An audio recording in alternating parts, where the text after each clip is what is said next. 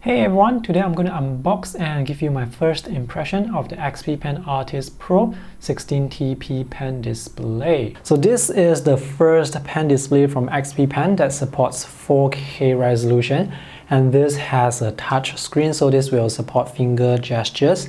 This video is not a full review. The full review will come out a few weeks later after I've tested this with various drawing and graphic design software. So in this video, I just want to give you an overview on the basic functionality of this pen display. Official retail price for this 16-inch pen display is US $899.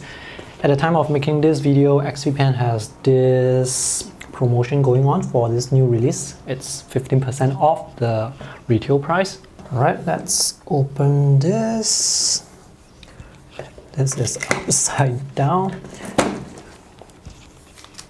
Let me just remove everything first. The included items are this pen case with replaceable nibs in it, microfiber cleaning cloth, one artist glove, two USB-C to USB-C cables. This is a 2-in-1 cable. This end that goes to the computer has full-size HDMI and USB Type-A. The other end that goes to the pen display is USB Type-C. If your computer's USB-C port can output video signal, then you can just use the USB-C cable provided for audio, video, and data transfer. These are the different power plugs for different countries. And this is USB Type-C here. And lastly, there are the quick start guide, thank you card, and the warranty card. The product comes with 18 months of warranty. This is the new pen case from XP Pen. The one that they usually bundle with their pen displays is the cylindrical one where you have to twist open the cap to find the pen inside. So this time they have this full metal pen case, and on the sides here are plastic, and to find the pen just press here and there is a click and this thing will just slide out. You can remove this. This is the XP Pen PH2 stylus, the nib remover. There are 9 replacement nibs included. Be careful when you take the pen out of the case. So if you have the pen case open like this halfway and you take the pen out, chances are the side of the pen will be scratched by the interior of the metal case. So it's best to actually pull out the whole thing to get the pen out. This pen is not powered by battery, so no charging required.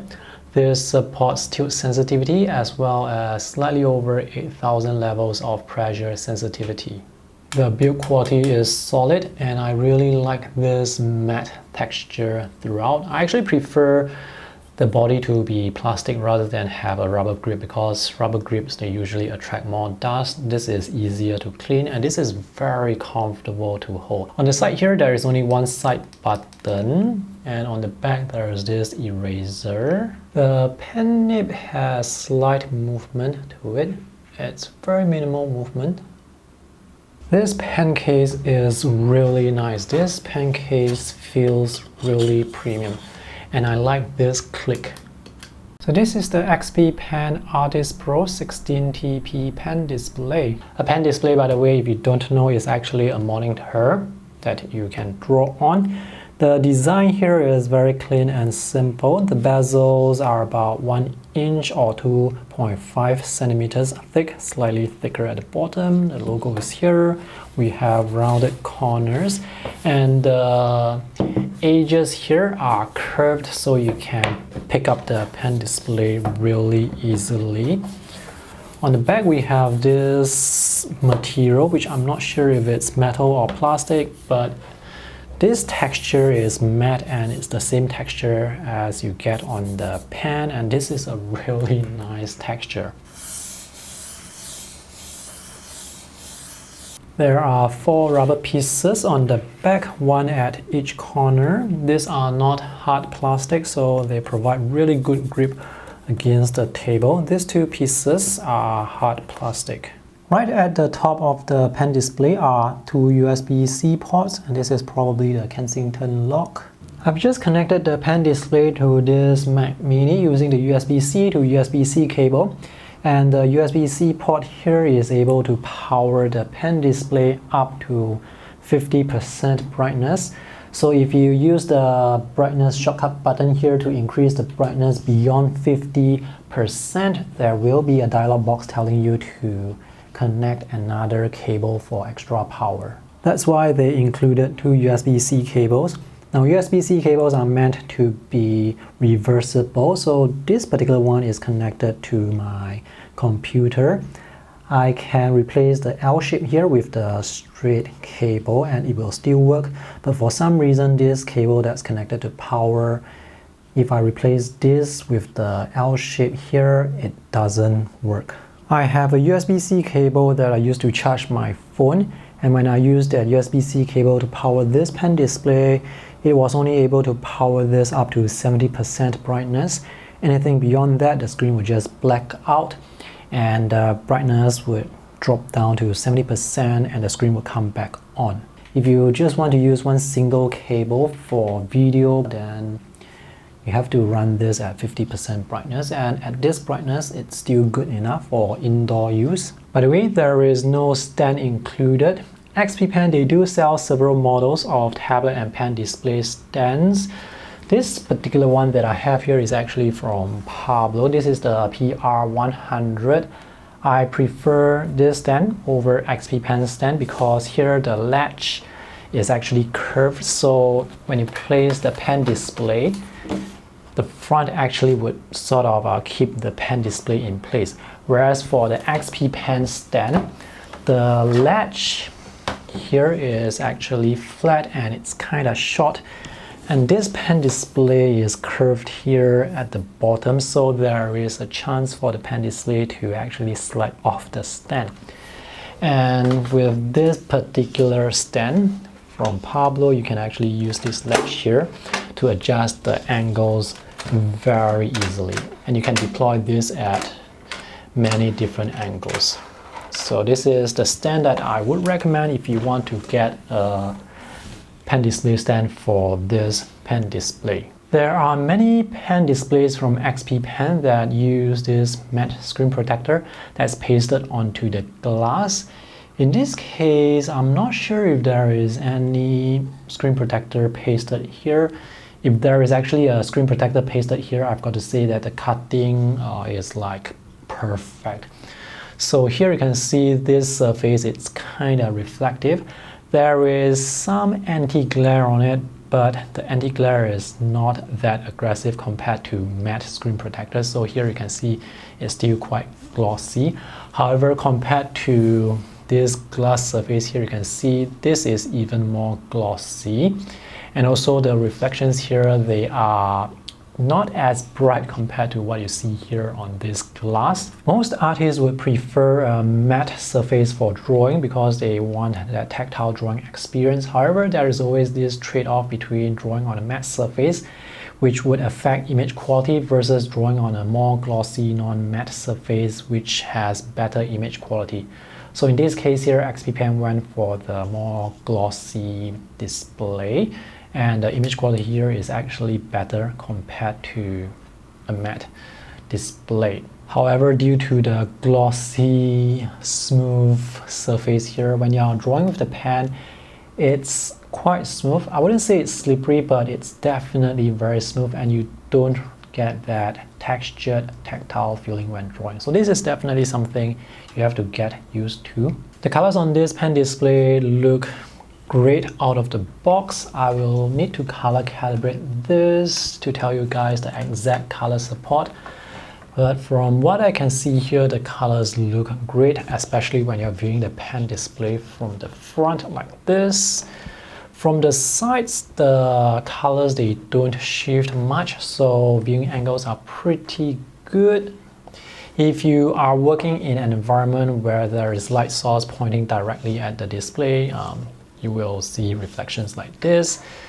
But when you have the pen display like this at an angle and you have the light source right on top, you're not going to see any reflections. 4K resolution on a 15.6-inch pen display is a fantastic combination because you can get the user interface scaling of 1080p together with the 4K sharpness. So for example, here this is 1080p user interface scaling. So here you can see the menu bars, they are still quite big. The buttons here are still quite big, very easy to click on accurately. And here the palette's also quite big, easy to see. The text still at reasonable size, easy to read. All the icons will be very sharp, very detailed. There is no noticeable pixelation. All your artworks are going to look really detailed, very sharp. So here, for example, is a scan of my watercolor sketch, and I can zoom in like really close. I can see all the details, and I am not able to see any pixelation. So this is as sharp as it can be. In fact, all the artworks that you scan with 300 dpi in the past are going to look low res on this display now. 4K is actually 4 times more resolution compared to 1080p. So the extra sharpness, the extra detail is very noticeable. Personally, for me, I actually don't mind working with 1080p because in terms of value for money, 1080p displays are just more value for money simply because they are significantly cheaper. But if you have the budget, if you really want a high resolution display, at least now there is this option for you. Power button is on the side here, and this button is for the touch settings. Touch functionality works best with Windows 10. Unfortunately for macOS, the touch features or functionality is extremely limited. Here with macOS, all you can do is tap on things to click. And here's the deal breaker for macOS users. You cannot zoom, pan, or rotate with finger gestures. So now I have the pen display connected to this Dell laptop running Windows 10. By the way, both displays are running at maximum brightness, but you can see the display here is noticeably brighter. And also note that this HDMI connector is huge. So if your USB-A port is positioned too close to the HDMI port, then this cable may not be able to go in. I mean, in this case here, if this is like 2 millimeters closer to the HDMI port, I won't be able to put this in. Windows 10 is designed and programmed with touch interface in mind, so most finger gestures should work well on Windows 10. So here I can actually zoom in and out, I can rotate, I can pan around, I can minimize, maximize. In this case here, this app is Concepts, which is an app designed for finger gestures. So if I were to use keyboard and mouse, I will not be able to use this app properly. But now with this touch interface, I can actually use Concepts properly on Windows 10, and I really like this app. So you can use your finger to double tap on apps to open apps. The app I'm using here is Medibank Paint Pro, and I can draw with my finger, which means if I were to place my palm on the display while drawing, I may actually introduce some stray strokes. I'm going to test how good palm rejection is for the next few weeks before I put out my full review. By the way, if you guys have any things you want me to test, please let me know in the comment section below. So if you don't want this to happen, you can use the touch settings here to actually turn on or turn off palm rejection. If you don't want stray strokes like this to happen, you can turn off finger gestures using the shortcut button there. And now I am not able to draw with my finger, but I'm also not able to use any of the finger gestures. So I'm going to explore these 3 touch settings further for the full review. This would actually work better as a physical toggle, so that you can switch between the different touch functions without looking at the OSD. Cursor tracking is quite accurate. When drawing diagonal lines like this, I don't see any wobble or jitter. There is no misalignment, so the cursor is always directly beneath the pen tip. So straight strokes is definitely going to be an issue depending on the app you use. I know there are people who use Wacom Cintiq with touch screens who also complain about straight strokes. Now the thing with some drawing apps is they actually allow you to turn on strict palm rejection, which means you can only draw with the pen. However, when you use your finger, you can still use those finger gestures, just that you won't be able to draw with the finger. Pressure sensitivity works reasonably well. Initial activation force is minimal, but I do need to press down slightly to get that line. If I draw with the pen tip touching the surface but without applying pressure, I will get broken lines occasionally. This pen is sensitive, but you can make it more sensitive, especially when it comes to drawing really thin lines by adjusting the pressure curve. With the pressure curve adjusted, now I can get thinner and thicker lines more easily. The lines can taper quite smoothly.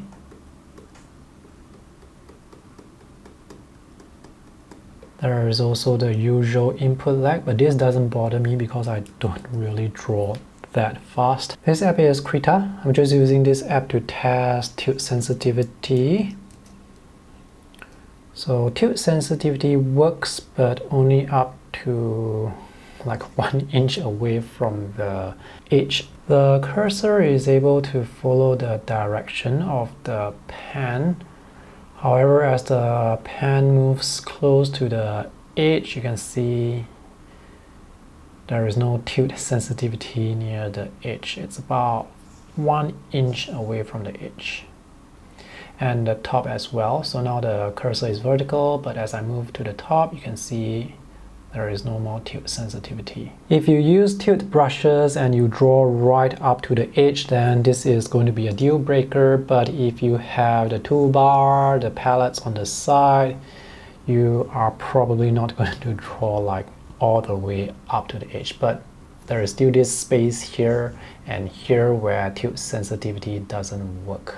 So whether this tilt sensitivity issue will affect you will really depend on the type of work you do. Cursor tracking at the extreme edges is quite accurate, as in the cursor doesn't stray away from the pen tip quite noticeably. And I definitely have no problems when it comes to clicking really tiny buttons like that. I have never had any problems when it comes to clicking buttons accurately. The display is laminated, so there is no gap between the line that you draw and the pen tip. So when drawing, it really looks like the line is appearing directly beneath the pen tip. I have to use this undo button here because this particular app doesn't support double tap undo. For concepts, I can actually double tap to undo, so whether or not your finger gestures shortcut will work will really depend on the app you use. The last thing I want to mention is whether your computer is powerful enough to drive 4K resolution. XP Pen did not mention any minimum computer specifications needed to run this display. If you're using a computer that is a few years old, chances are it will be able to run 4K resolution. However, there may be some side effects. So for example, with this MacBook Pro that I have from 2015, I was able to drive 4K at 60 Hz with macOS. However, I also have Windows 10 installed on it, so when I use Windows 10 on this to drive this display, I could only run 4K at 30 Hz, which is the reason why I'm using this Dell laptop. So this is able to drive 4K at 60 Hz. When it comes to running 2D graphic design or illustration apps, I don't think you're going to have any problems. Now this Mac Mini from 2018 and the MacBook Pro that you saw earlier from 2015 have no problems running graphic design apps. The fans don't usually rev up, so you can get or expect silent operation. However, when it comes to editing 4K videos, this Mac Mini, even though it's more powerful compared to that laptop earlier, the fans will stop revving up and I will not be able to edit 4K videos smoothly. But I am able to edit 4K videos smoothly when this is connected to a 1440p monitor. So the video files may be the same, but when working with this high-res display, this Mac Mini just cannot keep up. By the way, I'm going to list all the graphics cards that I have in my computer in the video description below.